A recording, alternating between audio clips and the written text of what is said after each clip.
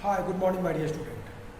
Today we are going to discuss your class 12th history, chapter 4, Thinker, Beliefs and Building.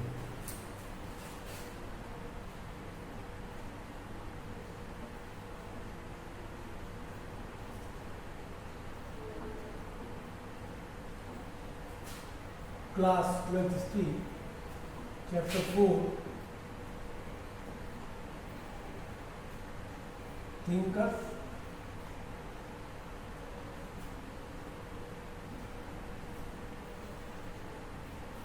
Beliefs and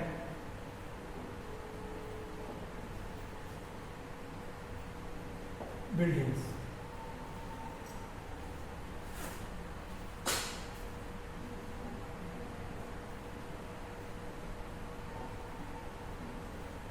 My dear student, if you have remember my previous class where we discussed about that the 64 sites during 6th century BC, they were emerged in Indian continent. I mean to say that we are going to discuss the history of India during 6th century BC to 6th century C. This was the time when in whole Indian continent the vast changes happened. ये वही समय था जब भारत में 16 महाजनपदों का 16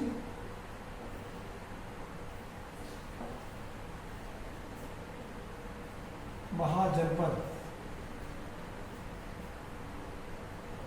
16th महाजनपद and 10 गनाज क्या हो रहे थे, फॉर्म हो रहे थे. It means condition, political condition,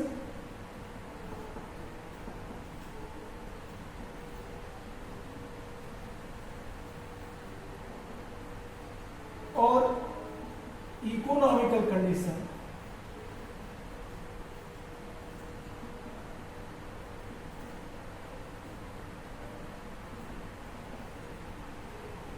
परिवर्तित हो रही थी, चेंज हो रही थी.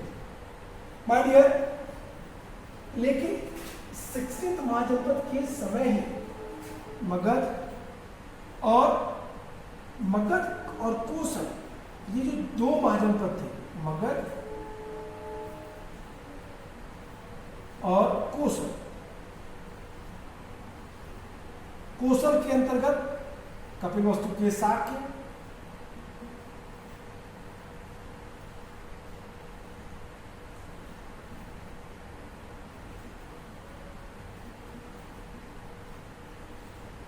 शाक्य कलाम ऑफ द कपिलवस्तु, और मगध की नाइबरिंग कंट्री के रूप में, नाइबरिंग स्टेट के रूप में वैशाली, निक्षल,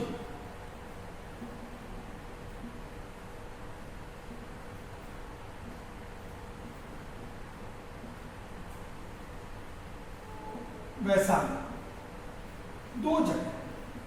ये दोनों जगह का जिक्र मैंने क्यों किया? क्योंकि यहां पे फाउंडर ऑफ बुद्धिज्म और यहां पे फाउंडर ऑफ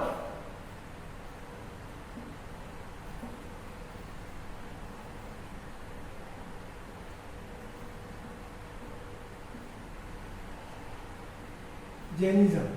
एक बात याद रखिएगा, जब फाउंडर ऑफ जैनिज्म की बात की जाए तो फाउंडर ऑफ जैनिज्म आदि जैन टीचर के रूप में सबसे महत्वपूर्ण टीचर के नाम की जो काउंटिंग होती है वो ऋषभ देव को माना जाता है, आदि नाथ को माना जाता है. लेकिन महावीर स्वामी का जब 6th सेंचुरी बीसी में प्रादुर्भाव हुआ तो महावीर स्वामी ने जैन धर्म में कुछ सुधार किए, कुछ बदलाव लाए. अभी हम दोनों के कंपेरेटिवली अध्ययन करके बताएंगे, हम करेंगे अध्ययन और देखेंगे कि दोनों के बीच कितना डिफरेंसेस था और क्या बदलाव था.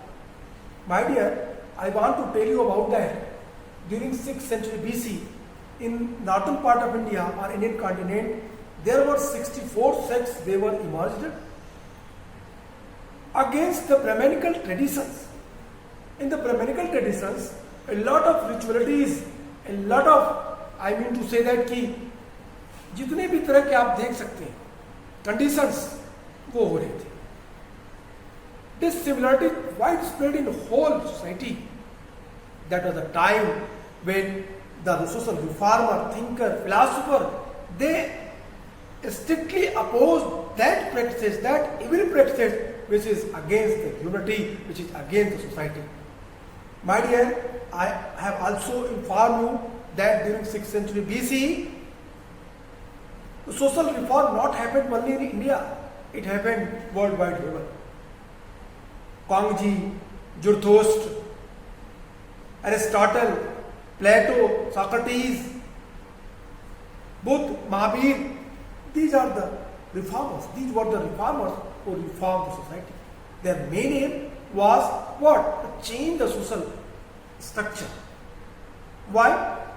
And one more, here two questions should be arise in your mind.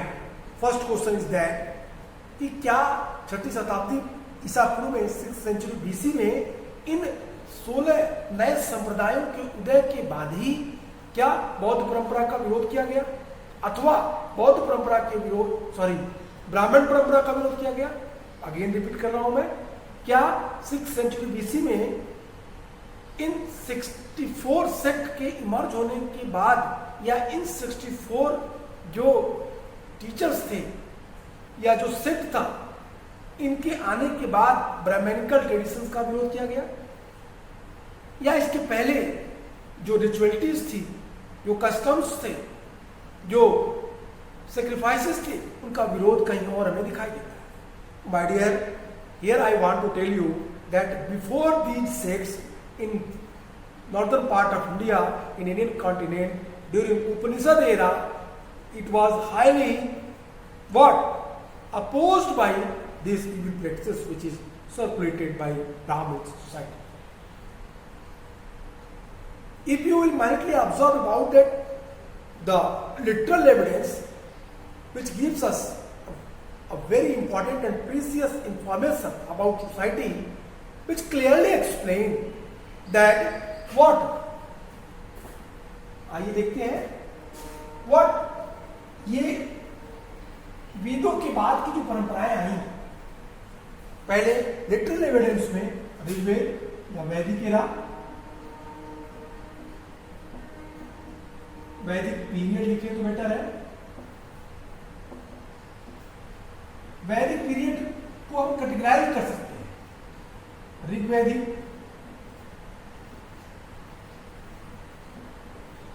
ऋग्वैदिक,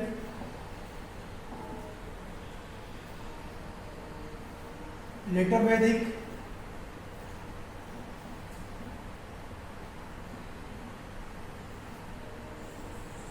ऋग्वैदिक, letter वैदिक, महाकाव्य काल, epic era, and then after the महाजनपद.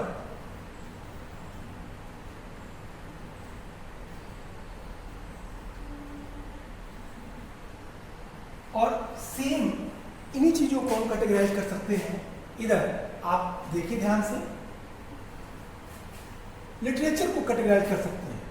जब ऋग्वेद लिखे गए तो ऋग्वेद काफी क्लिष्ट था, ऋग्वेद को समझना काफी क्लिष्ट था, क्योंकि क्लासिकल संस्कृत में लिखी गई थी.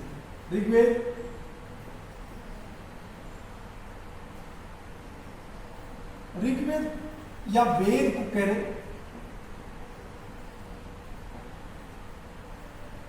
आसान बनाने के लिए ब्राह्मण्स लिखे.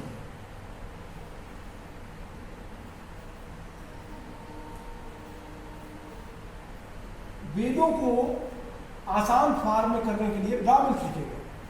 ब्राह्मण्स भी थोड़े डिफिकल्ट थे, इनको इजी करने के लिए आरण्यक लिखे गए.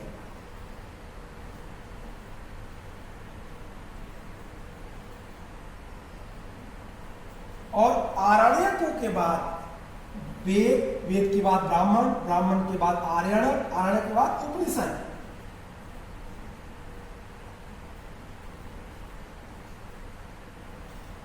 उपनिषदों को वेदांत कहते हैं.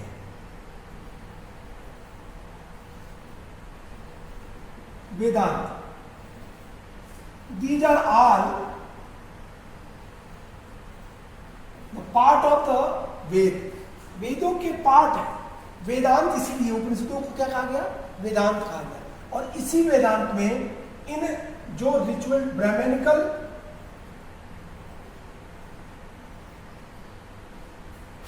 रिचुअलिटीज को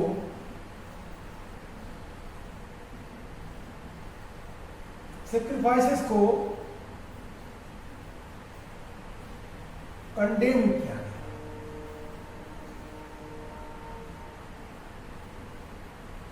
इन्हीं ब्राह्मणिकल रिचुअलिटीज और सेक्रीफाइसेस को कंडेम किया गया इन्हीं वेदांतों में, इट मीन्स उपनिषदों में। My dear, if you will read your book where clearly mention the source one, the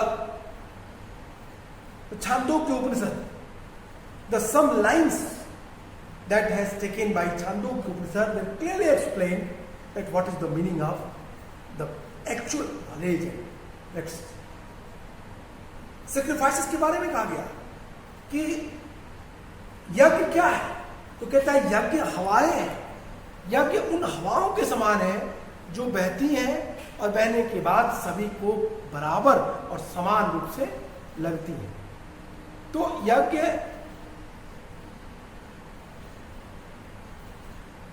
उस so my dear, Upanishad is called Vedanta and Vedanta is the main philosophy. Upanishad is the philosophy, Vedas philosophy. उपनिषदों में वेदों की philosophy है। सबसे पहले उपनिषदों में ही वेदों की उन प्रथाओं का, उन परंपराओं का एक लॉजिकल अप्रोच से कंडेम किया गया, उनका विरोध किया गया, जो सोसाइटी के लिए उस समय सही नहीं थे। और इसी उपनिषद से प्रभावित होकर व्हाट आई थिंक कि 6th सेंचुरी BC में जो नास्तिक संप्रदायों का उदय हुआ, ऐसे संप्रदाय जो भगवान को नहीं मानते थे, जो भगवान की सत्ता में विश्वास नहीं करते थे, उन संप्रदायों का उदय हुआ और उन्होंने समस्त ब्राह्मणिकल ट्रेडिशंस के मतों को, उन समस्त मान्यताओं को खारिज किया जो भगवान के नाम पे जनता के ऊपर थूके जाते थे। What I am telling you, try to understand that what I feel the sect like Buddhism and Jainism, especially Buddhism, it was influenced with the Upanishad and their philosophy, their logical approach. On the basis of that, how can they condemn, कैसे वो कर सकते हैं, how they did, कैसे किया उन्होंने, इन चीज़ों के आधार पे उन 64 सेक्ट में बुद्धिज्म ने काफ़ी महत्वपूर्ण। और यहाँ से वेदांतों के बाद, वेदांत के बाद उपनिषदों के बाद, उपनिषदों को ही वेदांत कहते हैं। अब इन फॉर्म को और इजी बनाने के लिए एक और वर्ड आपको मिलेगा, वेदांग।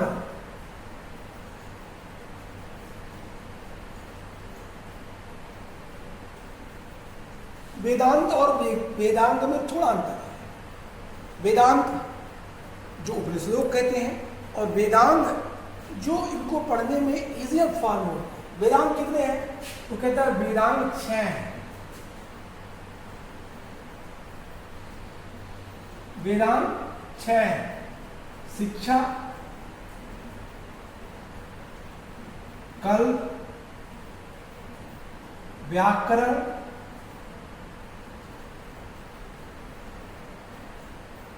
छंद, निरुक्त और ज्योतिष, ये 6 वेदांग हैं जिनके माध्यम से वेदों को अच्छे से समझा जा सकता है। My dear, why I am telling you these all points, because on the basis of that you can easily understand the Vedic literature and their method, how they preserve and what is their important, how the later sects influenced the thing. इन चीज़ों को how can they deny it, how can they oppose the traditions, these practices which was established by them. तो इन चीज़ों के आधार अब इनके बाद 6th century BC में बुद्धिज्म का उदय हो। अब बुद्धिज्म को देखिए, अब बुद्धिज्म को थोड़ा बात कर लें। जैनिज्म और बुद्धिज्म हमें दो को पढ़ना है अपने सिलेबस में। तो पहले हम बुद्धिज्म को ही देख लेते हैं थोड़ा सा।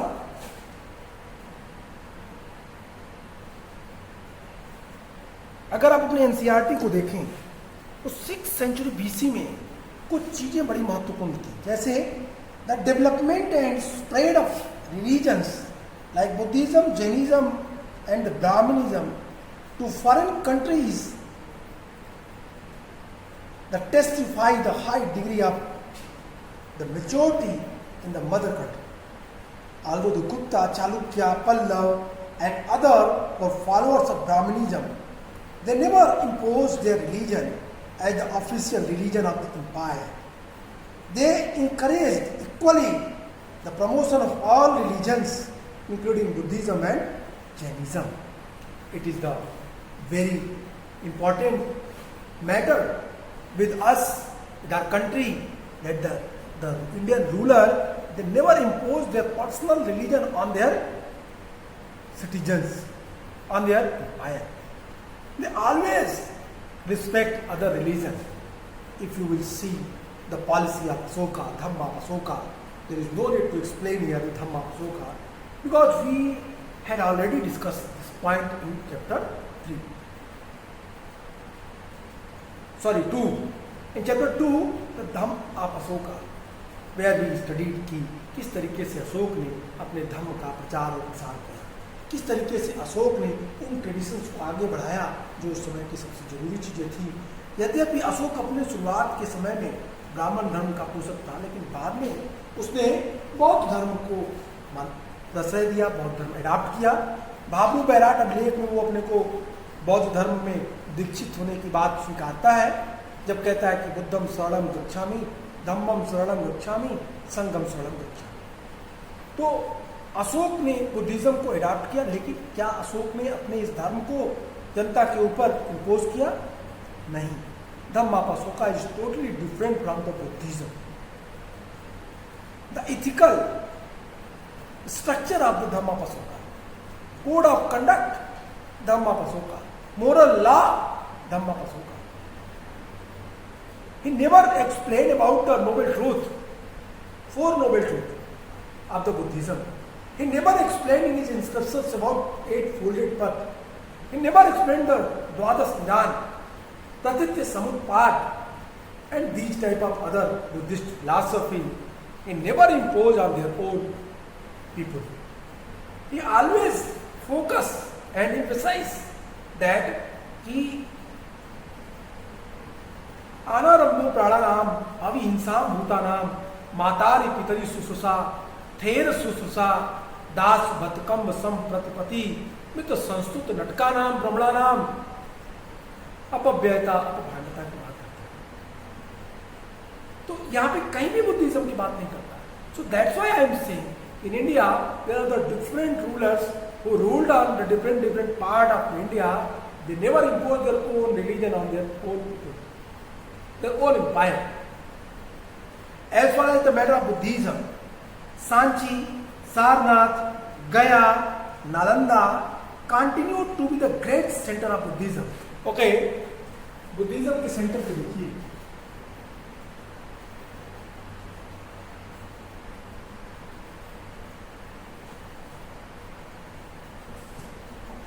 Sanchi, Sarnath,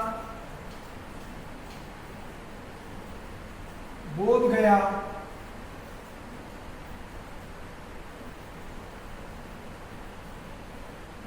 Lumbini,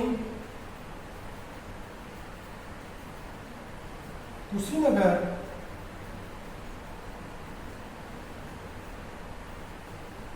Shravasti, these are all the prime center of the Buddhism.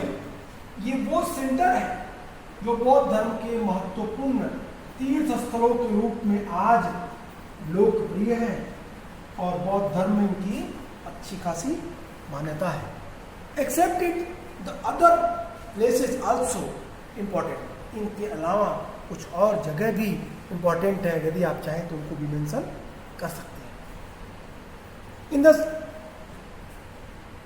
Buddhism became much popular not only in India but in China, Ceylon and Southeast Asia.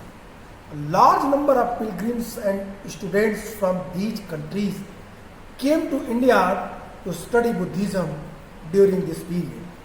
Some of the most famous one are Faiyal, Wensang, It Singh, etc. All of them mention in details the flourishing condition of Buddhism and recounts things such as number of monasteries, number of students in these monasteries, etc. The king of Ceylon requested Samudragupta to build the rest house of Buddhist pilgrims at Gaya. A large number of chaitya, stupa and bihar were built during this period. Nalanda, Vallabhi and the Kanchipuram became the important center of education during this period. Buddhism assimilated the several features of the Brahmanism and the Brahmanism embodied some of these essential teachings of Buddhism. My dear, on the basis of that, we are trying to understand about some basic information about Buddhism. कैसे ये world wide level पे famous हुआ, किस तरीके से इनका विस्तार दिखाई देता है और कैसे बुद्धिज्म धीरे धीरे भारत के बाहर के क्षेत्रों में भी प्रचलित हुआ, इन सारी चीज़ों के बारे में आइए थोड़ा बुद्धिज्म पे बात करते हैं। बुद्धिज्म के बारे में जानते हैं। बुद्ध गौतम बुद्ध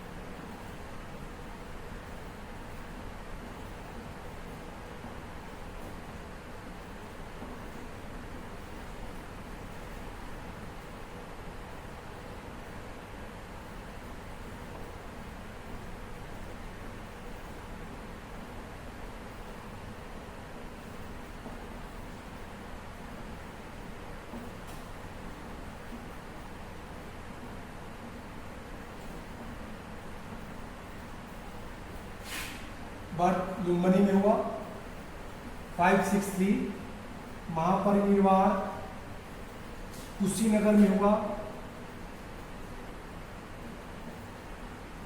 कुशीनारा जिसको कुशीनगर कहते हैं वर्तमान में, 483 BC में। फादर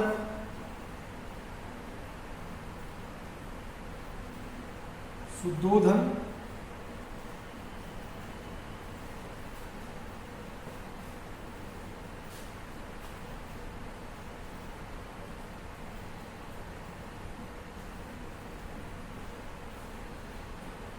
मदर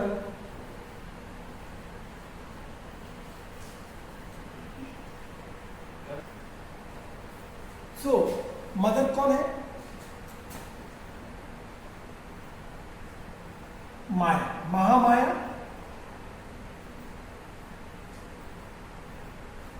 इनकी फोस्टर मदर का भी नाम आता है प्रजापति गौतमी।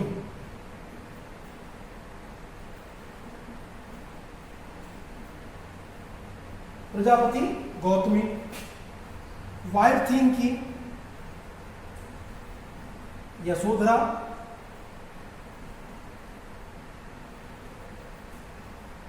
वाइफ यशोधरा, सन राहुल।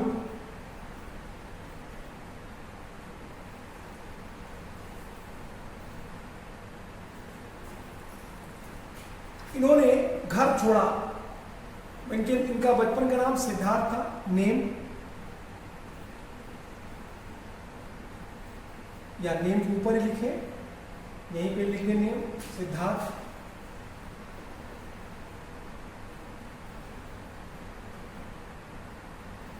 सिद्धार्थ।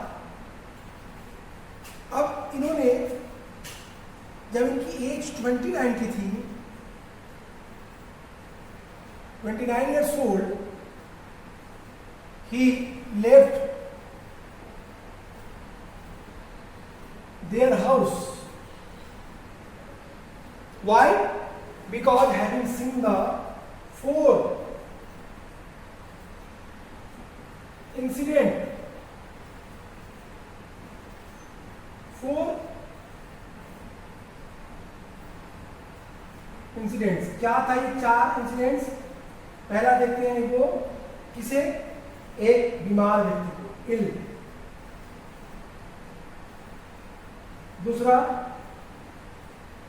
ओल्ड, बूढ़े व्यक्ति को। तीसरा डाइड, मरे हुए व्यक्ति को। और चौथा सेंट, एक संत को। उनके संबंध में 20, इसीलिए ये 29 ईयर्स ओल्ड में ज्ञान की प्राप्ति के लिए घर छोड़ती है। और ये उनका घर छोड़ना क्या कहलाया? महाभिनिष्क्रमण।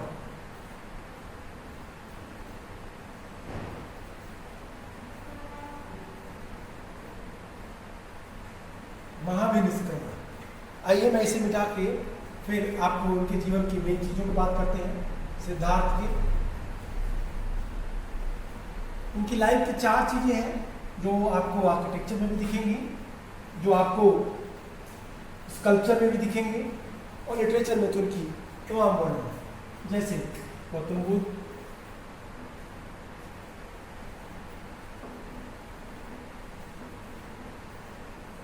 सिद्धार्थ। जैसे पहला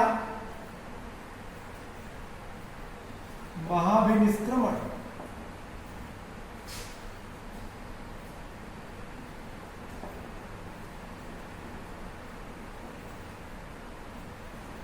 दूसरा संबोध,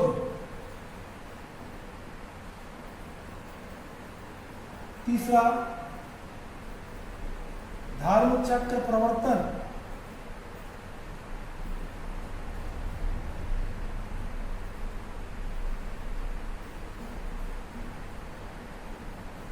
और चौथा महापरिनिर्वाण।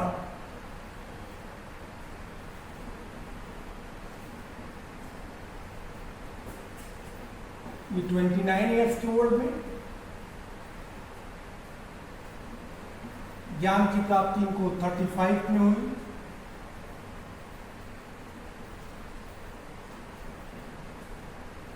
बोध गया में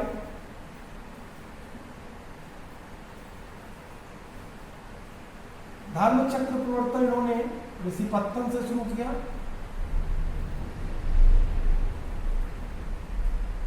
जिसको वर्तमान में सारनाथ कहते हैं, और यहीं पे उन्होंने पहला बौद्ध संघ की स्थापना की। और महापरिनिर्वाण उनको कुशीनगर में,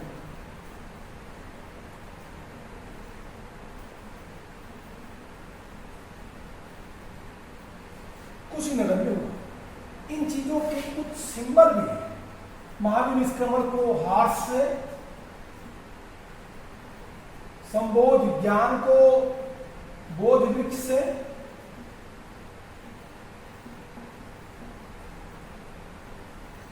धर्म चक्र प्रवर्तन को व्हील से,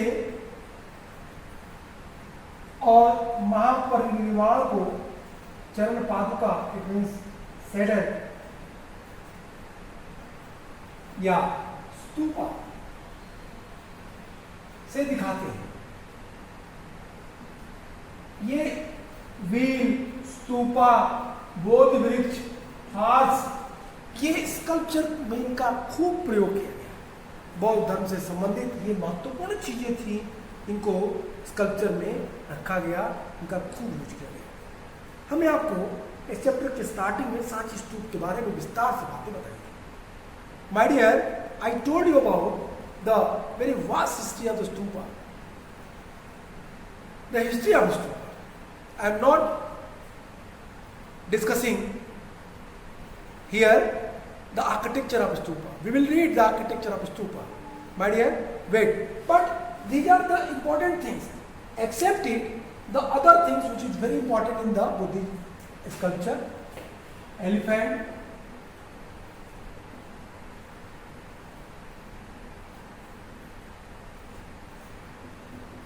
lotus, empty seat,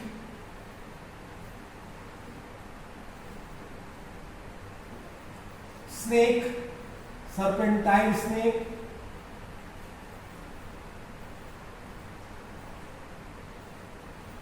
wheel, and Sarvanika.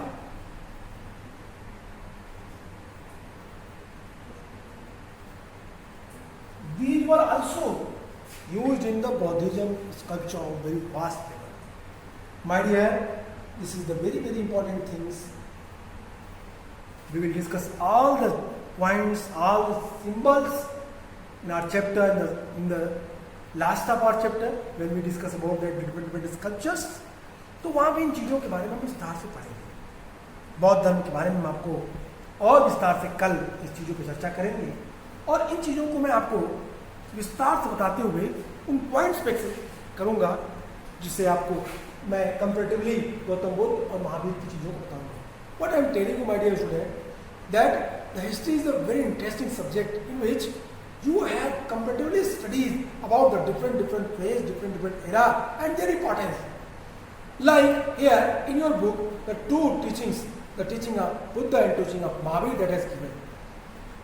The philosophy, teaching philosophy, Mahavir, Jainism philosophy, and the teaching of Buddha, you will easily understand and you can do. Having read this, you can easily find out what is the main difference between them. उनके बीच का अंतर क्या है, आप इसको आसानी से समझ सकते हैं. तो आज के लिए इतना ही. फिर मिलेंगे नेक्स्ट वीडियो में, बातें करेंगे. Good bye and take care.